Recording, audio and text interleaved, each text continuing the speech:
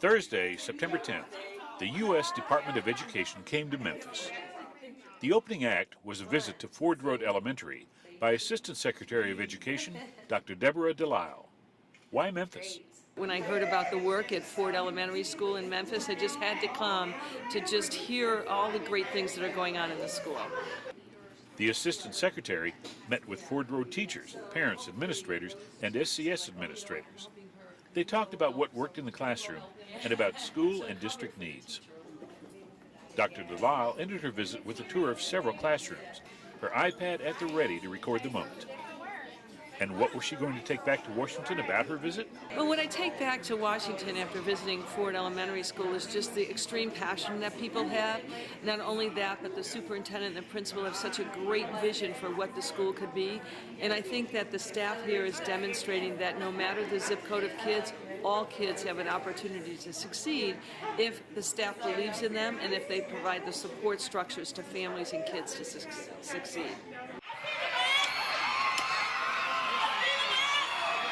A few hours later, the headliner's tour bus pulled up to Cornerstone Prep Academy in Binghamton.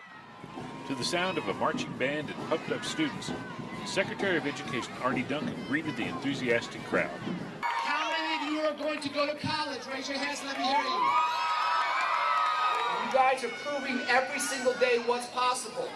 And lots of people might try and tell you what you can't do, what you can't accomplish. Don't ever listen to that. Don't pay any attention, and in fact, use that as fuel to drive you to keep going. So good afternoon, everyone.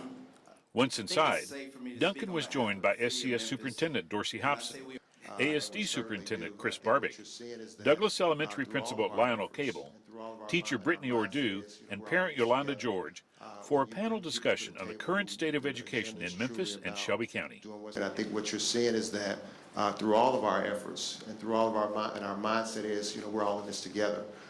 When you bring people to the table who their agenda is truly about doing what's best for kids, and we all lock arms and work very hard, then I think you see some of the successes that we're going to be talking about today. And I think that's our big challenge here is how are we going to find en masse the people that want to roll up their sleeves and do the work, and how do we incentivize our best, most effective teachers not to go to the jobs that are the easiest jobs, but to go to the places where they're needed most, and that's in schools like this and the other priority schools across the city. My child gives me hope.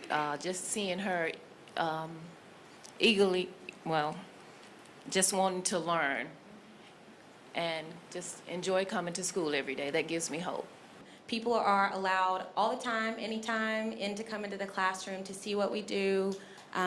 School leaders come in, take tours, sit down and speak with the principals, sit down and speak with the teachers. We've had people come in and I've said, this is exactly what I do, this is exactly how I do it, these are the results, that's what that means, that's what this means, I will share anything with you that you need. Douglas, the reason we made double-digit gains, yes, it's because we have great teachers and really good students, but when we first walked in the doors, a few years ago, we focused on parents from the Stand University program that we have for them, where we teach them, unfortunately, how to be parents, to offering GED programs and just educating them, because until we actually fix home,